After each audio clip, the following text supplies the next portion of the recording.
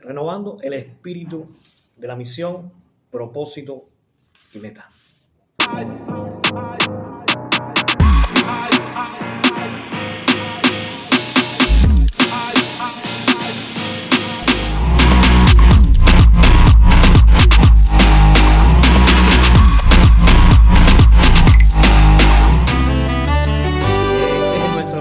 Este año y en nuestro entrenamiento que iniciamos hoy estaremos enfocados en nuestra misión. La serie que vamos a en el tema es las 3 etapas de la misión. Vamos a estar aprendiendo hoy en este entrenamiento que iniciamos en el día de hoy con este video. Estamos preparándonos para la misión. ¿Amén? Entonces, 3 etapas de la misión. Dentro de la misión, recuerden la misión, Jesús dijo: ir y hacer discípulos a todas las naciones, bautizándoles en el nombre del Padre, del Hijo y del Espíritu Santo, enseñándoles a guardar todo lo que yo he dicho, Mateo 28. Hemos visto, conforme hacía la parábola del sembrador, 4:1-9, la parábola del sembrador nos muestra a Jesús muestra cómo es que se siembra la palabra, y por eso le decimos preparación para la siembra. Se siembra como si fuera un campo. Por tanto, entonces, si lo miramos desde el punto de vista de la siembra y la cosecha, siempre esto va a tener 3 etapas fundamentales. Va a tener 3 etapas fundamentales el proceso de la siembra, la cosecha. ¿Ven? Y la primera etapa de este proceso de siembra es la preparación para la siembra. Hay una etapa de preparación para la siembra y es en la que estamos enfrascados en este momento.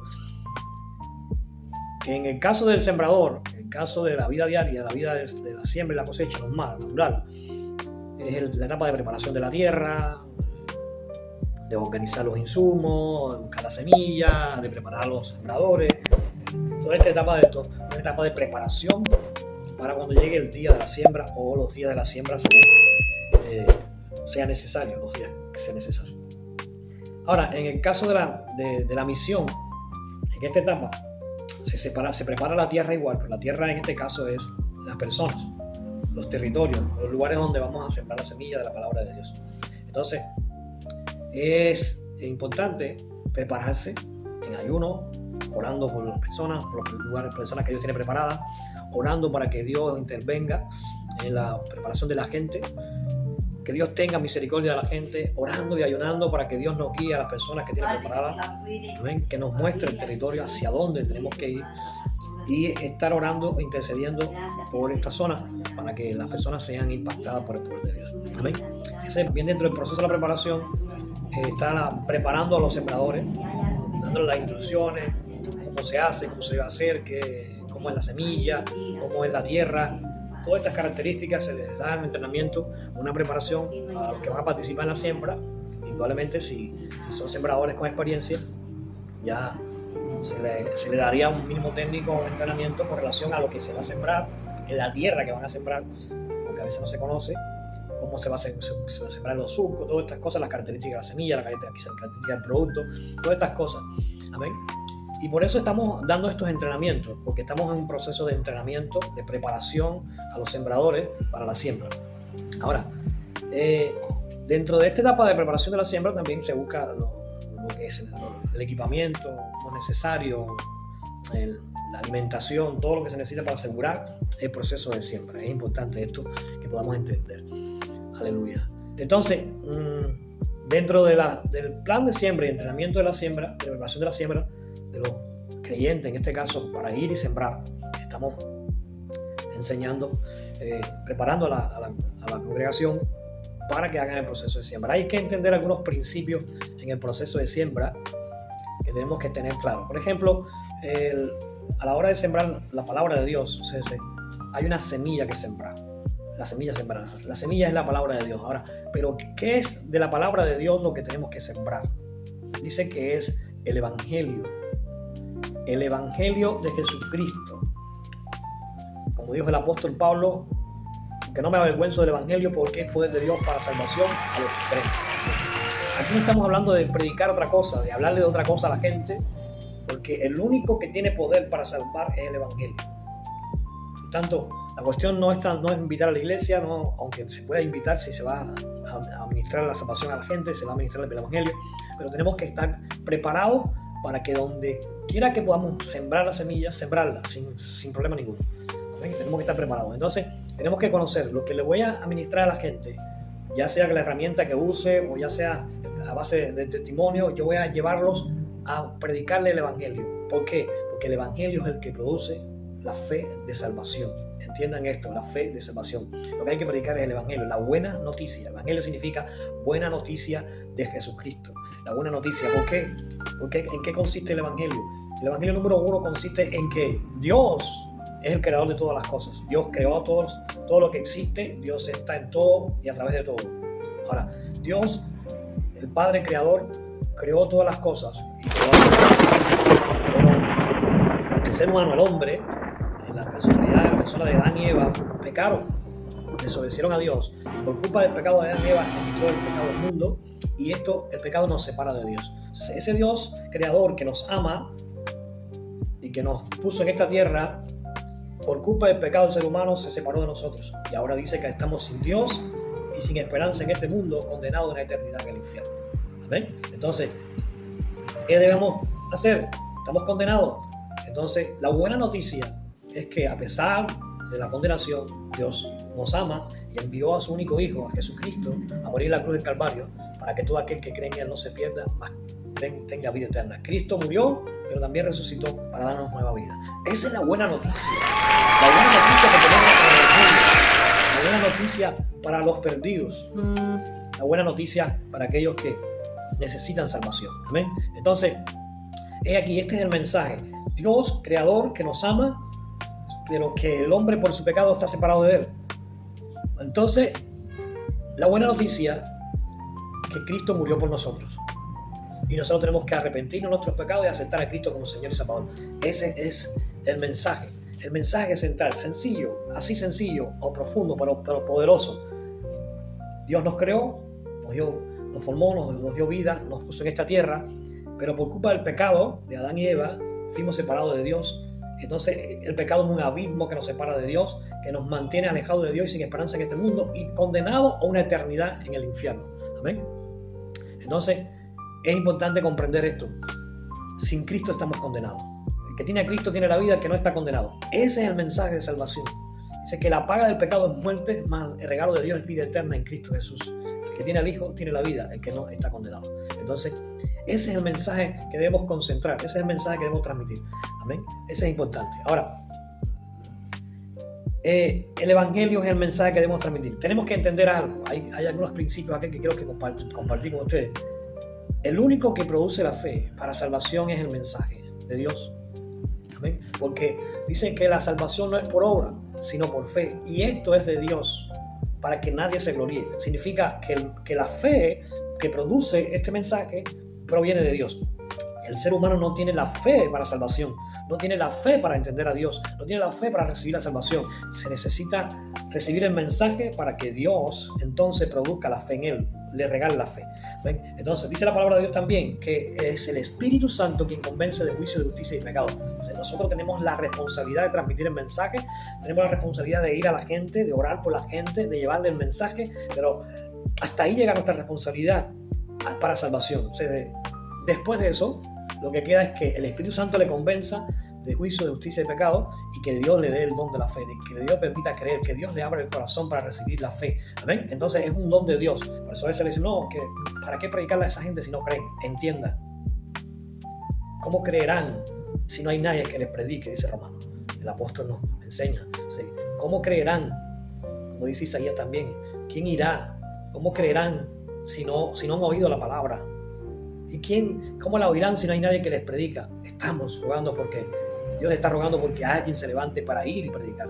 Necesita la gente el mensaje. La gente no cree porque son malos. La gente no cree porque no. La gente está, dice la Biblia, cegados por el espíritu de maldad, por el espíritu de las tinieblas, para que no entiendan. Amén. Entonces, lo único que abre los ojos es el mensaje de salvación. Necesitamos predicarle a la gente el mensaje de salvación. Necesitamos hablarle a la gente del amor de Dios y del sacrificio de Cristo en la cruz. Si todas las personas que reciben este mensaje, Dios tiene misericordia y le abre el corazón, tienen vida eterna. Aceptan a Cristo, tienen vida eterna. Aceptan a Cristo como Señor y Salvador, reconocen su pecado. Amén. ¿Entienden eso? Ahora, es importante que podamos entender eso para que nuestro corazón esté dispuesto a llevar la palabra a quien sea, a quien Dios nos guíe. Amén. Como Jonás fue enviado, Jonás no entendía cómo Dios iba a tener misericordia de ese pueblo maldito, ese pueblo malo, pero Dios lo envió para salvación, ¿verdad? Y él a las malas fue, tiró el mensaje, atravesó la ciudad y Dios tuvo misericordia y abrió el corazón de todos los pueblos, de todas las personas de esa ciudad, y esas personas se arrepintieron porque escucharon el mensaje, de Jonás enviado por Dios, porque escucharon el mensaje y recibieron la fe para arrepentirse. Amén. Jonás sabía que Dios era misericordioso y que si él tenía el plan es porque quería salvarle. Amén. Y no quería ir hacia ese pueblo malo, pero al final Dios tiene la victoria. Amén. Entonces es importante esto: predicar el evangelio a toda criatura, dice el Señor, y al que creyere y será bautizado será salvo. Es el plan de Dios. Nuestra misión es predicarle a toda criatura, en todo lugar, predicarle, en tiempo y fuera de tiempo, predicarle. Y de Dios es la misericordia, la fe y la convicción, llevarlos al arrepentimiento. Ese es el plan de Dios. ¿Amén? Entonces, esto es importante. Dentro de la misión de preparación tenemos que entender estas cosas. Tenemos que enseñar a la gente, a los sembradores, esto, para que puedan llevar a cabo la misión con gusto, Señor, con visión y con fe, sabiendo que quien da la fe es el mensaje que Dios. O sea, el mensaje es el que produce la fe para salvación, y ese es un don de Dios, una misericordia de Dios con la gente. Amén. Entonces, entendamos esto. Ahora, vamos a estar compartiendo después otro tema sobre objeciones. Las objeciones, esos son los planteamientos que hacen las personas que tienen las personas, las barreras que tienen las personas para que no reciban el evangelio, y Dios nos va a estar enseñando cómo romper esas barreras espirituales a través de la palabra, y eso lo vamos a estar viendo en esta serie. Amén. Ahora, también tenemos dentro de la preparación de la siembra, o sea, este entrenamiento, después viene la siembra, que es la etapa ya en que se sale a predicar el evangelio. Se hace con diferentes formas: se predica el evangelio, dar testimonio, o proclamar. Hay diferentes vertientes que vamos a estar conociendo en el resto del entrenamiento, pero es importante que esta etapa se entienda. Es la etapa ya de llegar a las personas por las cuales estuvimos orando, porque hemos estado en la preparación, hemos estado haciendo listas de oración, primero a las personas que están alrededor nuestro, y la estamos incluyendo en listas de oración para estar intercediendo por ellas, orando por ellas, para que Dios tenga misericordia de ellas. Esa es la primera etapa, listas de oraciones con todas las relaciones. Cada miembro de los grupos estará tomando una relación de personas a la que quiera estar orando por ellas para predicar el evangelio: familiares, amigos, vecinos, compañeros de trabajo. Es una lista. También en la preparación se está orando por las personas de la ciudad, del territorio donde Dios quiere que vamos, y son personas que quizás conozcamos, quizás que no conozcamos, pero que Dios puede estar preparando para salvación. Entonces vamos a estar orando por el territorio, por las personas que Dios tiene preparadas, las que Dios prepare este tiempo de oración y ayuno. Amén. Ese proceso de siembra, de preparación para la siembra. Ahora, en el tiempo de la cosecha, entonces ya proyectar, salir y predicar, repartir tratados, repartir revistas. Ya tenemos revistas acá, revistas, tratados, revistas. Vamos, si hay la posibilidad de proyectar películas, de agrupar gente y predicar el evangelio. Todo esto. No tenemos un espacio que se llama Café con Jesús. Preparamos un café con algunas chucherías, algunas galletas, que es lo que vamos a reunir, e invitamos a los vecinos para que tengan un café con Jesús. También tenemos el proyecto de almuerzo con Jesús. Igualmente invitamos vecinos para almorzar con Jesús, para tener un tiempo de almuerzo, y siempre le explicamos que primero vamos a hablar de Jesús y después almorzamos. Primero hablamos de Jesús mientras tomamos el café, y estos son proyectos que tenemos dentro de nuestra congregación para poder alcanzar a las personas. Pero hay muchas variantes. Se puede hacer servicios nocturnos donde se invita música, se predica la palabra, se ora por los enfermos, se echan fuera los demonios, todo lo que comúnmente se hace. Cuando vean a Jesús moviéndose en la ciudad, lo mismo que está en la playa predicando el evangelio, sanando enfermos, pero también está comiendo en casa de fulano, en otra casa, hay diferentes escenarios en que Jesús predica el evangelio y ora por los enfermos. Lo mismo en una casa, que en la playa, que en el monte. Jesús está manifestándose y obrando en toda dimensión. Ese es el proceso de siembra inicial, donde se lleva la palabra, donde se llega a la gente. Dentro de ese proceso de siembra también, que es de 1, 2, 3 días, según una semana, nosotros vamos a estar alrededor de un mes haciendo siembra. Y dentro de ese proceso de siembra también está el proceso de cultivo. El cultivo no es de preparación de la tierra, el cultivo es la parte en que se atiende la siembra. O sea, donde va y se riega, se le quita la hierba. Y es un proceso de cultivo que puede durar muchos meses o semanas según el tiempo de la cosecha, según el producto que siembre. Indudablemente que en todo proceso de siembra y cosecha tú vas a estar sembrando, pero también vas a estar cosechando. Puede que en el tiempo de siembra coseche algunos frutos que estén alrededor del campo. Amén. Está sembrando arroz, pero quizás está cosechando limones, está cosechando mango, está cosechando ceces dentro del proceso de la siembra y cultivando todo eso hasta que llegue el momento de la cosecha. El momento de la cosecha es en que entonces recibes toda esa bendición, todo ese trabajo y llega a lograr alcanzar toda esa cosecha que después tienes que prepararla para el proceso, ¿verdad? Amén. Entonces, estas son las 3 etapas fundamentales en el proceso de la cosecha, las 3 etapas de la misión de la siembra, que es la preparación para la siembra misma, que incluye entonces el cultivo y atención a las plantas y a la semilla, y al final es la cosecha. Amén. La cosecha. Estas son las 3 etapas clave que tenemos que entender. Entonces, dentro del proceso de la siembra hay 2 preguntas importantes que nosotros vamos a estar trabajando la semana que viene, el próximo entrenamiento, pero que quiero dejarle enganchado en eso. Entonces, hay dos preguntas que debemos hacernos y que son herramientas para poder llevarle y presentar el evangelio.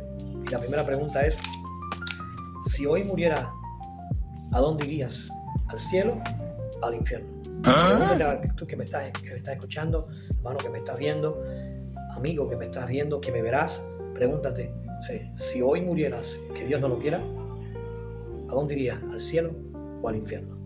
Amén. Si me dices al cielo, entonces te preguntaría la segunda pregunta: si llegas al cielo y Dios te pregunta, ¿por qué debo dejarte entrar a mi cielo?, ¿qué le contestarías? Amén. Dios le bendiga. Les dejo con esta pregunta, les dejo con estas 2 preguntas, y estas 2 preguntas las vamos a desarrollar en el próximo encuentro, en el próximo video. Así que no se lo pierdan, le estaremos esperando en el nombre de Jesús. Amén.